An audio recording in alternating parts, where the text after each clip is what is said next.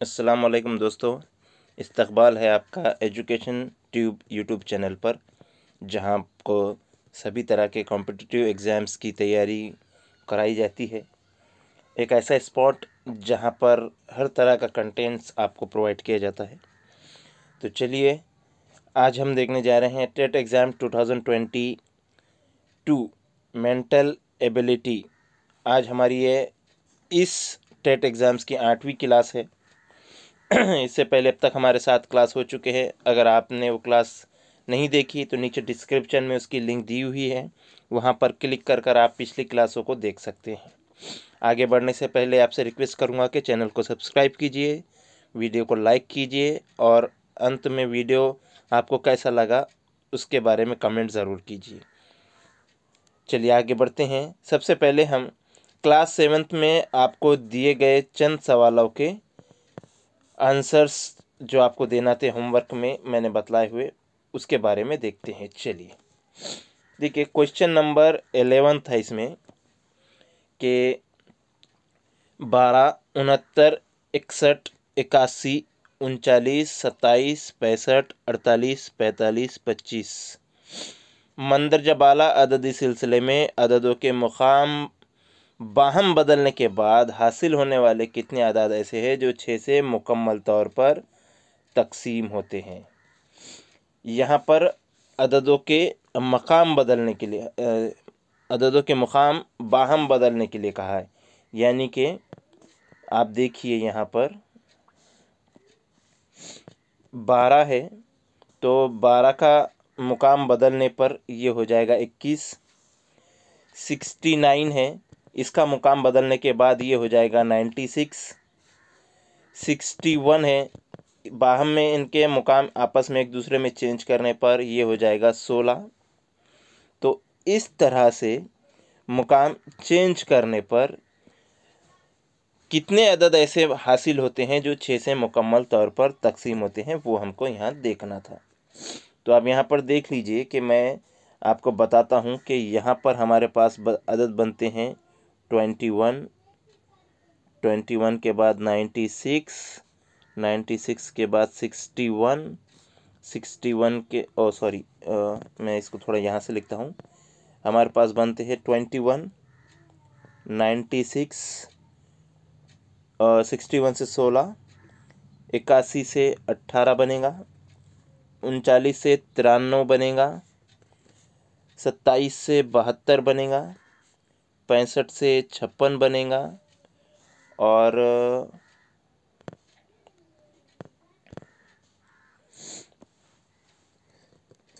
48 से 84 बनेगा,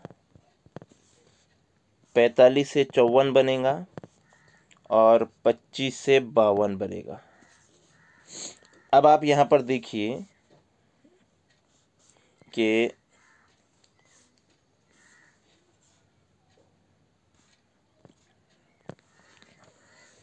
छः से तकसीम होने वाले अदद इसमें हम देखते हैं कि 6 के पहाड़े में कौन कौन से अदद आते हैं। 21 6 के पहाड़े में नहीं आता है, 96 6 के पहाड़े में आता है, 16 6 के पहाड़े में नहीं आता है, 18 6 के पहाड़े में आ जाता है, 6 या 18, 93 6 के पहाड़े में नहीं आता है, 72 6 के पहाड़े में आ जाता है, 56 6 के पहाड़े में नहीं आता है, 6 54 होता है, 84 6 के पहाड़े में आ जाता है और 6 54 आ जाता है, 52 नहीं आता है।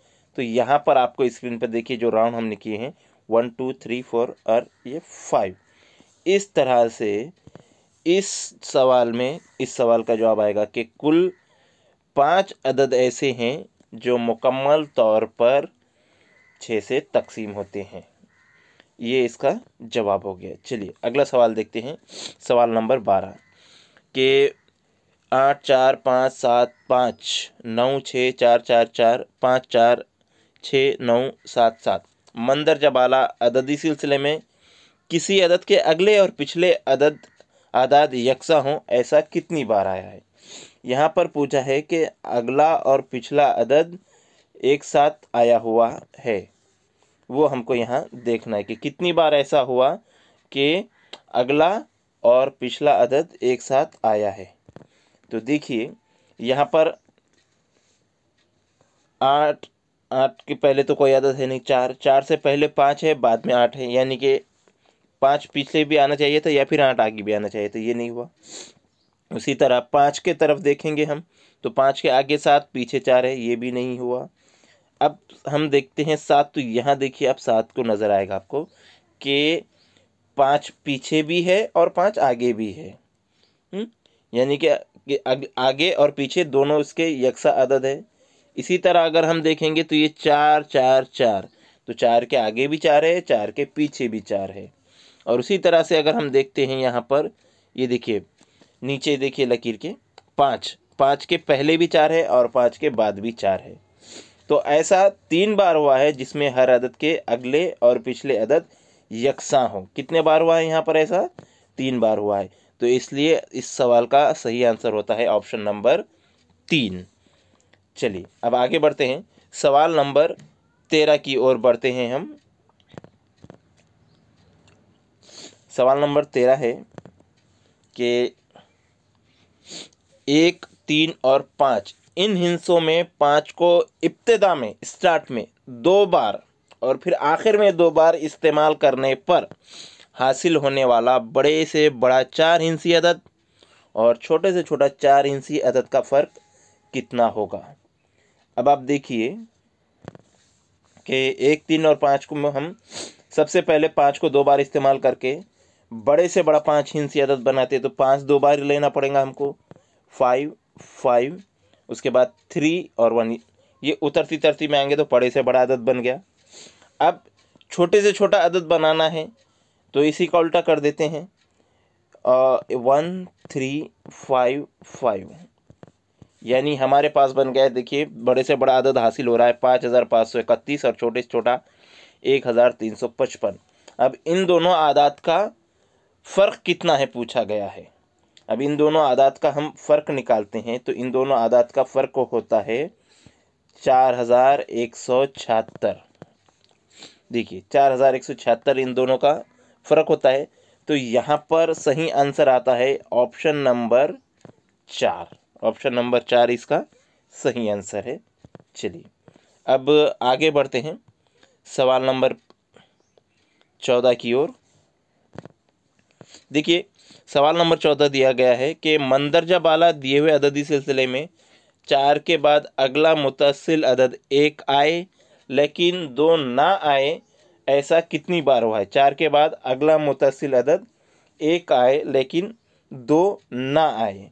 अब ये देखिए हमको यहाँ पर देखेंगे तो यहाँ पर हुआ है, ये देखिए यहाँ 1 1 4 1, ये एक और 1 4 4 ये एक। तो यहाँ पर 4 से मुतसिल अदद 1 है लेकिन 4 से मुतसिल 2 उस वक्त नहीं है। यहाँ पर 4 से मुतसिल 1 है लेकिन यहाँ पहले 2 आ गया है, इसलिए ये नहीं है। उसी तरह से यहाँ पर इस सवाल का जवाब आता है सही ऑप्शन नंबर 3, 2 बार ऐसा हुआ है। ठीक है।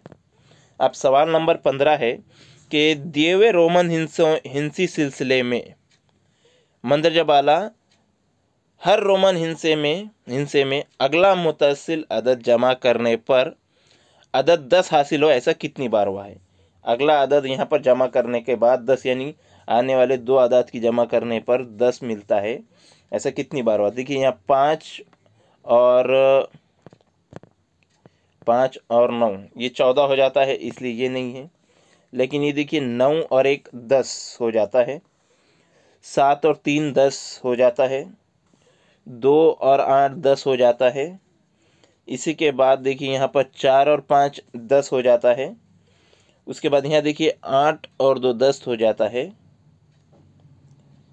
और उसी के बाद लास्ट में हम देखते हैं 3 और 7 10 हो जाता है। तो ये हो गया 1 2 3 4 5 6। तो ऐसा कुल 6 मरतबा हो रहा है, इसलिए इसका सही जवाब है ऑप्शन नंबर 3, 6 मरतबा। तो दोस्तों आपको जो हमने होमवर्क में सवालात दिए थे क्लास नंबर 7 के एंड में, उन सवालात के जवाबात मैंने तफसील से बता दिए हैं। अभी हमारे पास और सवालात है अददी सिलसिले के ताल्लुक़ से, लेकिन मैं समझता हूँ कि वो हम किसी और बार के लिए भी रखते हैं उसको, क्योंकि अभी हमारे पास बहुत वक्त है। टीईटी का रिज़ल्ट आना और उसके बाद नोटिफिकेशन आना, इसके लिए भी वक्त है। तो धीरे धीरे हम हमारी पढ़ाई जारी रखते हैं, पढ़ाई रुकने नहीं देते, क्योंकि जो 3 टेस्ट अब तक हमने लिए हैं, उन 3 टेस्ट का रिज़ल्ट देखने के बाद हमको ये नतीजे पे पहुँचे हैं कि आपको स्टडी की ज़रूरत है, बहुत स्टडी की ज़रूरत है। हम ये समझ रहे थे कि टीईटी में आपने अच्छी स्टडी की है, तो इस वजह से आपको टेट की ज़्यादा स्टडी की ज़रूरत नहीं होगी, लेकिन आपको टेट में बहुत ज़्यादा स्टडी की ज़रूरत पड़ेगी, ख़ास तौर से मेंटल एबिलिटी और मैथमेटिक्स सब्जेक्ट में। इसलिए अच्छे से मेहनत कीजिए, अपनी मेहनत जारी रखिए, और टीईटी से जुड़े हर सवाल के जवाब के लिए और हर ऑथेंटिक इन्फॉर्मेशन के लिए हमारे चैनल को सब्सक्राइब कीजिए, क्योंकि हमारे चैनल पर मालूमात के साथ साथ भरोसा दिया जाता है आपको।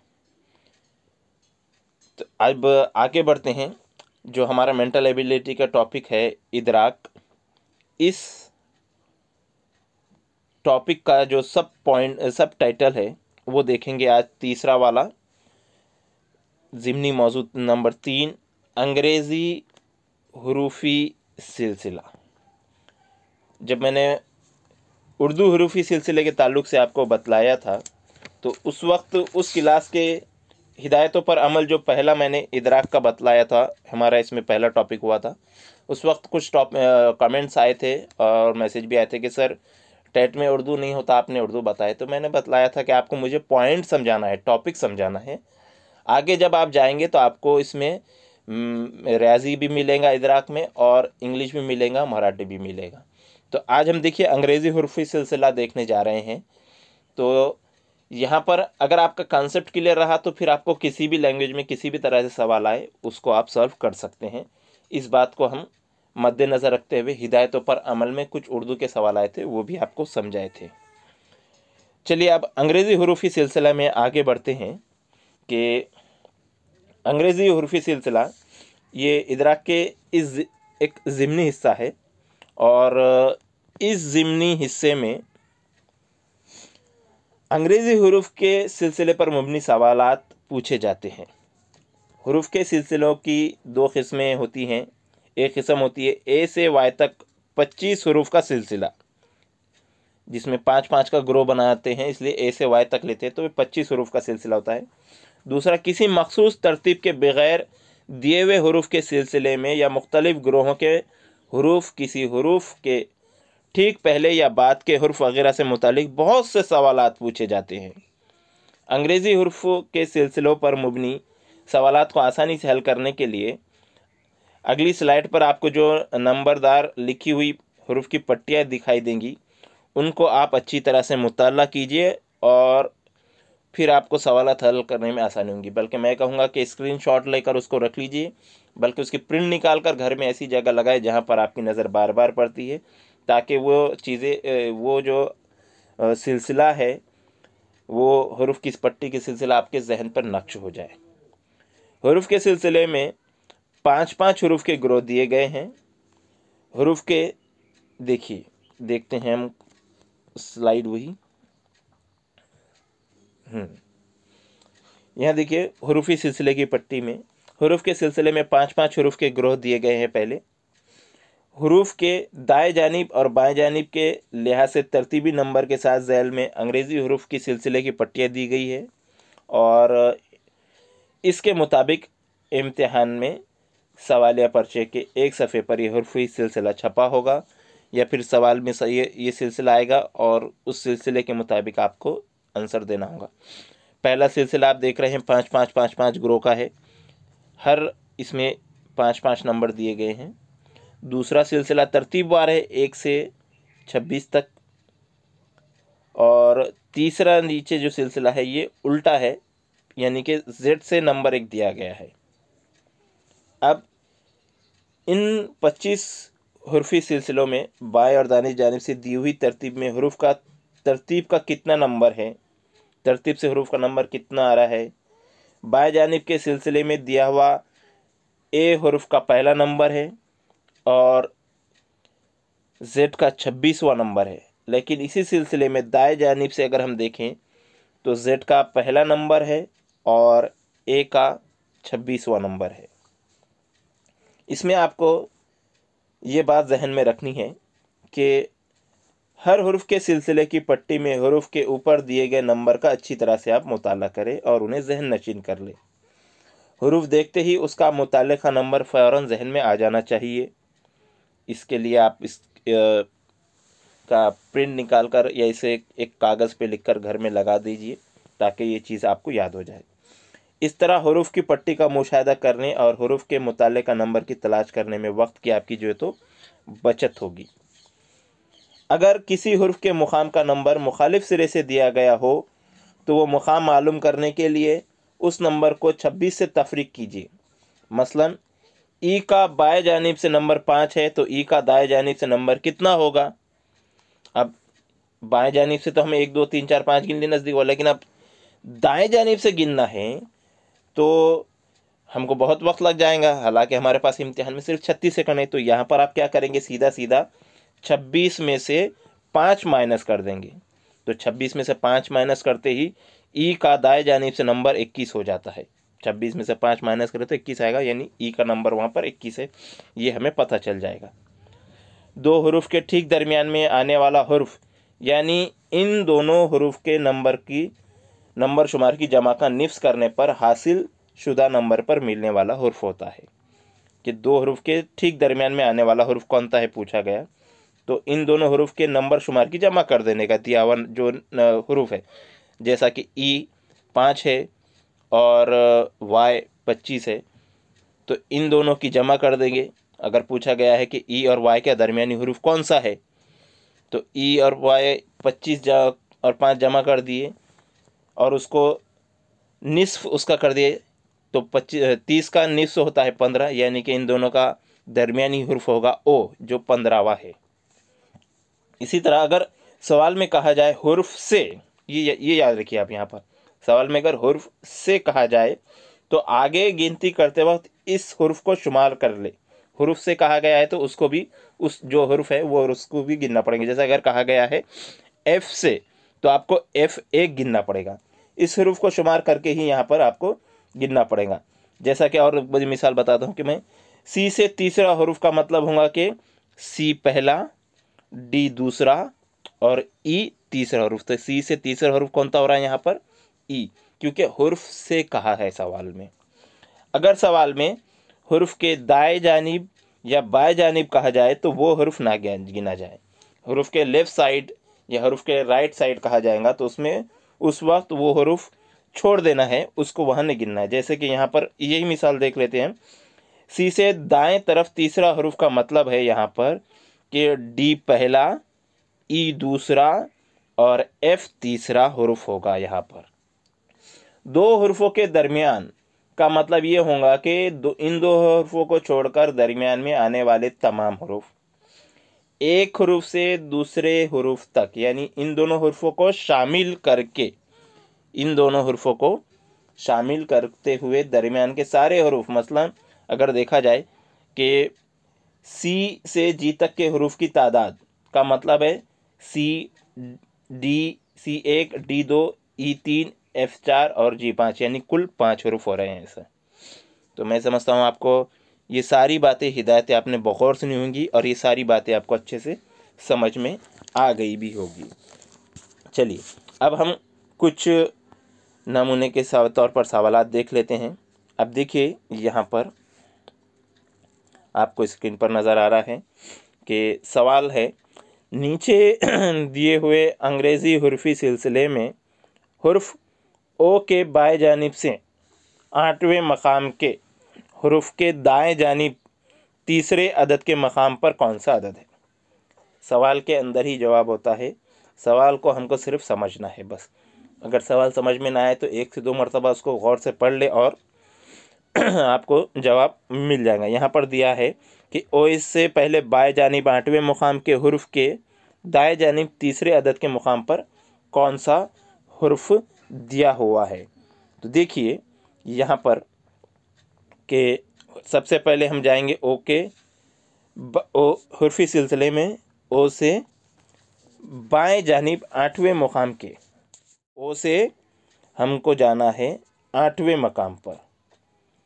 तो यहाँ पर देखिए ओ से 8वें मकाम पर जाने के लिए हम कर सीधे सीधे यहाँ करते हैं कि 15 में से 8 हम माइनस करते हैं, 15 में से -8 करते हैं तो आएगा आंसर 7। अब 7वें मकाम से 3 हुरूफ दाएं जाने का मतलब है 7वें मकाम से 3 हुरूफ अगर हम दाएं जानिब जाते हैं तो हो जाते हैं 10। इस तरह से 10वें मकाम पर कौन सा हुरूफ आएगा, यहाँ पर हम देखते हैं ये 15वें मकाम पे था तो 10वें मकाम पर आता है जे। तो यहाँ इस सवाल का सही जवाब होता है ऑप्शन नंबर 3 जे। एकदम आसान। देखिए आप कितना सा वक्त लगा है, अगर हम गिनकर उस तरह से वक्त करते जाएंगे तो उसमें हमको बाएं जानिब जाना दाएं जानिब जाना बहुत वक्त लगता था। एकदम आसान तरीके से हमने यहाँ पर इसको कर दिए हैं कि ओ से बाएं जानिब 8वें मकाम पर, तो ओ का मकाम 15 था ये हमें पता है, तो हमने 15 में से 8 माइनस कर लिए, बचा 7। अब 7 में से हमको क्या करना है, जमा करना है कि 7 में से दाएं जानिब का तीसरा अदद तो 10 हो गया। तो 10वें मकाम पर हम देखते हैं कि जे यहाँ पर 10वें मकाम पर आता है। ठीक है, और इसको आप इस तरह से भी देख सकते हैं जो हम दूसरा तरीका कर रहे थे शुरुआत में कि एक ये यहाँ पर हमने नंबर सीरीज दी हुई है, एन ओ से बाएं जानिब 8वें मकाम पर आता है जी, इसके बाद जी से हम अगर देखते हैं तो तीसरे मकाम पर आता है जे। तो यहाँ पर हम आसानी से समझ जा रहे हैं कि इसका सही जवाब है ऑप्शन नंबर 3 जे। दोनों में से जो तरीका आपको आसान लगता है उस तरीके पर आप सवाल को हल कर सकते हैं। अब अगला सवाल देखते हैं। अगला सवाल है, नीचे दिए हुए अंग्रेज़ी हुर्फ़ी सिलसिले में आई और वी हुर्फ़ों के दरमियान कितने हुर्फ मौजूद हैं। आई और वी इन हुर्फ़ों के दरमियान कितने हुरूफ मौजूद हैं। अभी देखिए यहाँ पर आई और वी के दरमियान जितने हुरूफ मौजूद है उनको हमने येलो कलर से हाईलाइट कर लिया है। इनको अगर आप गिन लेते हैं तो भी आ जाता है, आंसर आपको मिल जाएगा कि टोटल आते हैं ये 12। सवाल नंबर 3 अंग्रेज़ी हुर्फ़ी सिलसिले में का कि नीचे दिए हुए अंग्रेज़ी हुर्फ़ी सिलसिले में दाएं जानिब से तीसरे, बाएं जानिब से 9वें और दाएं जानिब से 12वें मुकाम के हुरूफ को उसी तरतीब से लिखा जाए तो कौन सा लफ्ज़ बनता है। यहाँ पर देखिए आप, सबसे पहले कहा गया है कि दाएं जानिब से तीसरे, दाएं जानिब से अगर हम तीसरा हुरूफ देखें तो वो होता है दाएं जानिब से तीसरा हुरूफ डब्ल्यू। फिर बाएं जानिब से 9वां हुरूफ अगर हम देखें तो वो होता है आई, और इसी तरह से दाएं जानिब से अगर हम 12वें मकाम का हुरूफ देखें तो वो होता है एन। और इन हुरूफ को इसी तरतीब में अगर हम लिखते जाएं तो आप देख रहे हैं बन जाएगा जो डब्ल्यू आई और एन लफ्ज़ बना है विन। तो इसका सही जवाब आ रहा है ऑप्शन नंबर 4 विन। यहाँ पर इसीलिए हमने कहा था कि जो ऊपर अददी हुर्फ़ी सिलसिले की पट्टी हमने दी गई थी स्क्रीन शॉट में, उसको आप अच्छे से जहन नशीन कर लीजिए तो ये सवालात आपके एकदम फौरी आएंगे, वरना आपको एक एक सवाल के लिए गिनना पड़ेगा और उस गिनने में आपका वक्त हर हुरूफ का, यानी ये भी कुछ मुश्किल नहीं जाता है, गिनना बहुत आसान होता है, लेकिन यहाँ पर हमारा वक्त खर्च होगा। अगर आप इम्तिहान में वक्त की बचत करना चाहते हैं तो वो जो स्क्रीन हमने स्टार्ट में दिखाई थी आपको, मैं फिर से एक मरतबा आपको दिखा लेता हूँ। ये स्क्रीन जो आपको नज़र आ रही है ये पूरी तरह से आपको याद होनी चाहिए, जहन नशीन होनी चाहिए। तीनों भी जो सिलसिले दिए हुए हैं 5-5 अदद का ग्रोह और तरतीब से नंबर, कि अगर आपको पूछा जाए 18वां नंबर कौन सा है राइट से 18वां नंबर कौन सा है तो आप बता सके आर। अगर आपसे कहा जाए कि ए से राइट साइड में 18वां नंबर कौन सा है तो आप आर बता सकते हैं। और उसी इसमें अगर आपको कहा जाए कि लेफ्ट से 18वां कौन सा है तो आई आप बता सकते हैं। ये आपको पूरी तरह से ये याद होना चाहिए। ये अगर आप याद कर लेंगे तो आप इन सवालात को चुटकियों बजाते हुए बस 5 से 10 सेकंड में आसानी से हल कर देंगे।